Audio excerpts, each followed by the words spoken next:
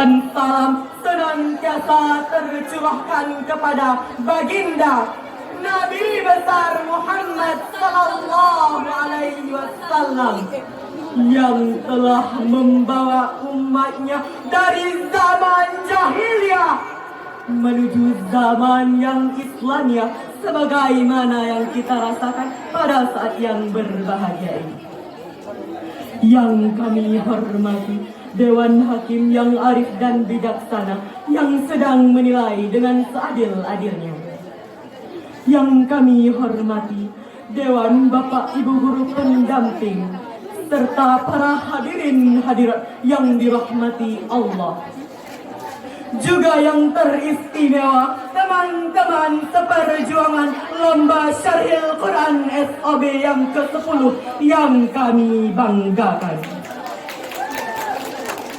Bukan religion without science is lame, and science without religion is blind. Agama tanpa ilmu adalah pincang, dan ilmu tanpa agama adalah buta.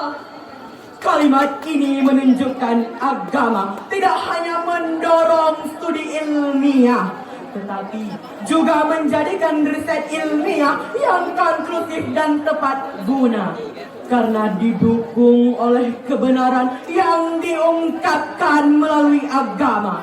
Alasannya adalah karena agama merupakan sumber tunggal yang menjadikan jawaban pasti dan akurat.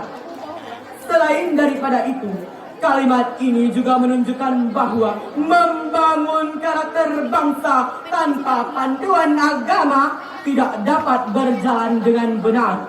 Justru membuang banyak waktu dan mencapai hasil tertentu. Bahkan lebih buruknya lagi, seringkali tidak memperoleh bukti yang meyakinkan. Ketika Nabi sampai di Madinah, ia membuat sebuah peradaban baru yang kemudian memunculkan pengertian bahwa Islam adalah sistem kepercayaan yang sistemik, tidak hanya berdimensi teologikal, ritual, dan mistikal, tetapi juga berdimensi moral dan intelektual. Secara terminologi, Al-Quran merupakan firman Allah Subhanahu wa Ta'ala yang diturunkan kepada Nabi besar Muhammad sallallahu alaihi wasallam melalui wasilah malaikat Jibril untuk disiarkan kepada seluruh umat manusia, yang salah satu fungsinya adalah hudal linnas, petunjuk bagi seluruh umat manusia di muka bumi ini. Said Nursi sebagai Renaissance of Islam menyatakan, Islam is the father of all the science and Al-Quran is the book of science. Islam adalah bapaknya seluruh ilmu pengetahuan dan Al-Quran adalah kitabnya ilmu pengetahuan. Oleh sebab itulah, melalui penjelasan ini, maka pada kesempatan yang baik ini, izinkanlah kami menyampaikan sebuah syarahan yang berjudul Membangun Karakter Bangsa Perspektif Al-Quran, yang berlandaskan firman Allah Subhanahu wa Ta'ala dalam Al-Quran Surah Ibrahim ayat 1. أعوذ بالله من الشيطان الرجيم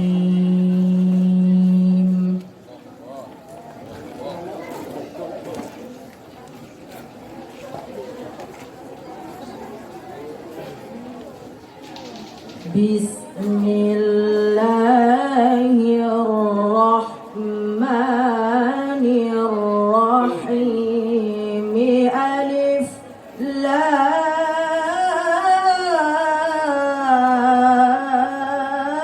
را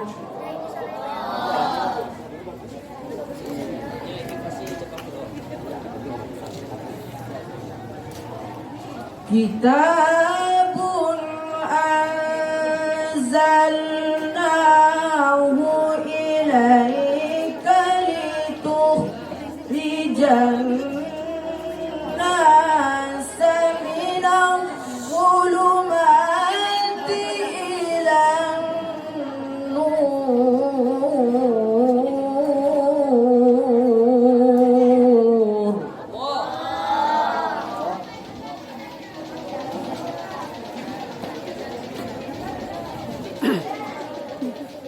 من الظلمات إلى النور بإذنهم إلى صراط العزيز الحميد.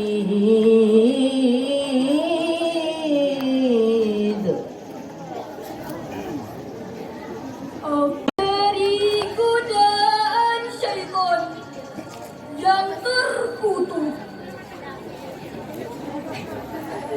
dengan menyebut nama Allah yang Maha Pengasih lagi Maha Penyayang.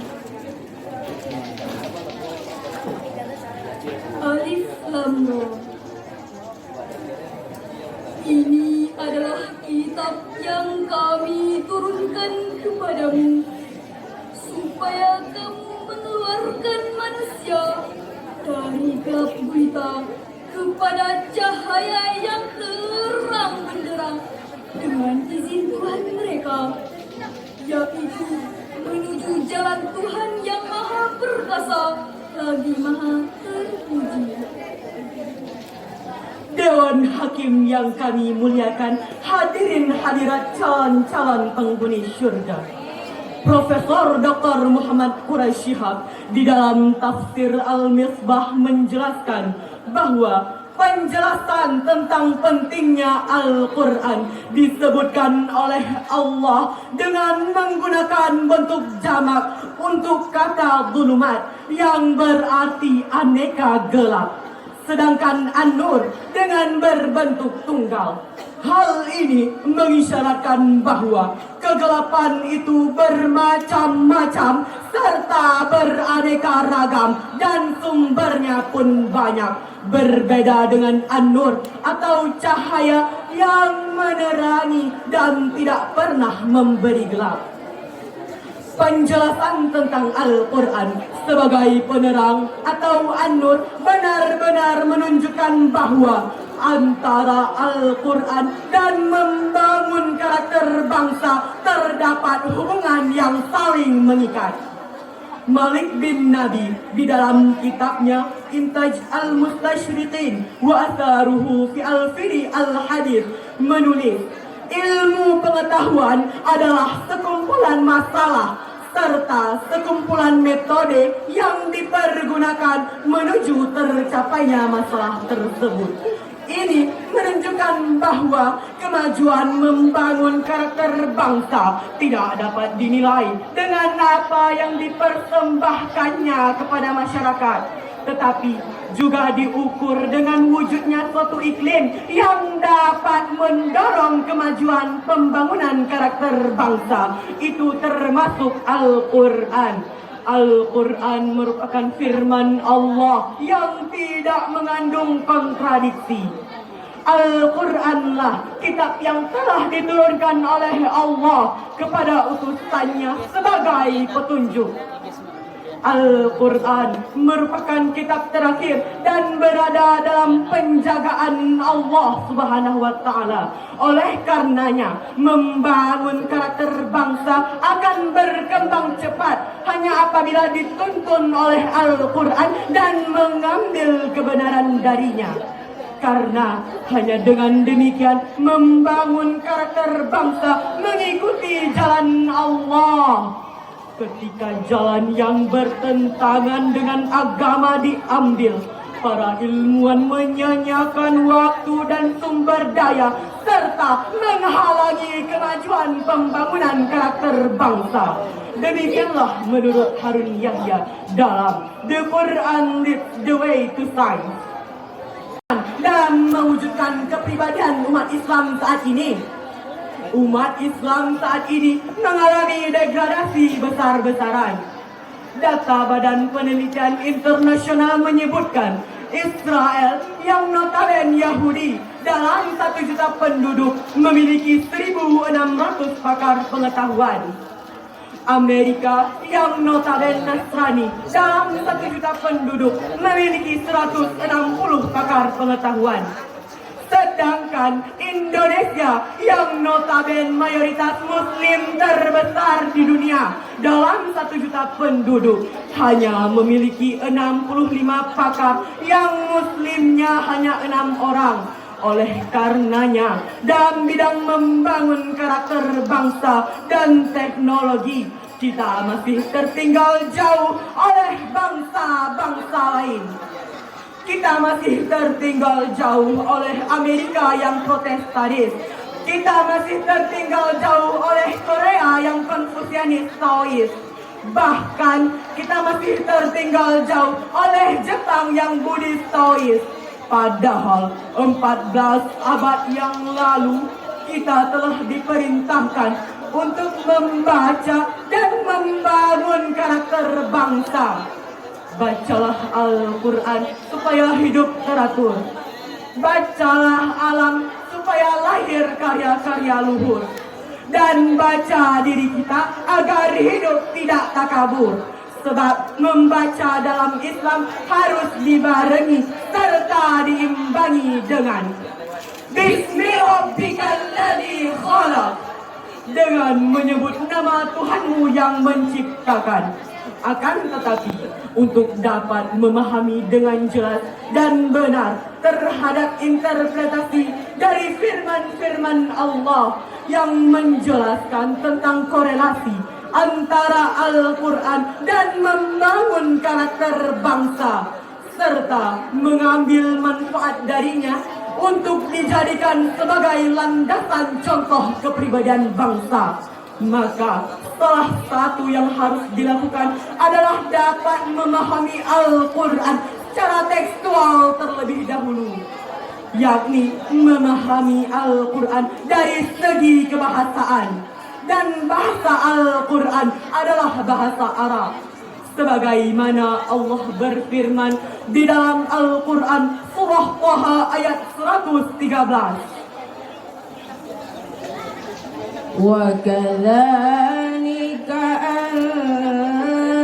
أنزلناه قرآنا عربيا وصرفنا فيه من الوعيد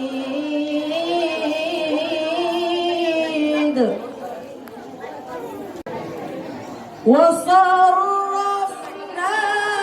فيه من الوعيد لعلهم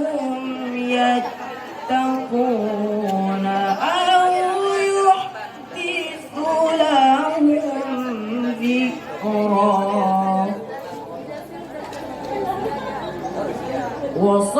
وصرفنا فيه من الوعيد لعلهم يتقون أو يحدث لهم ذكرا صدق الله العظيم.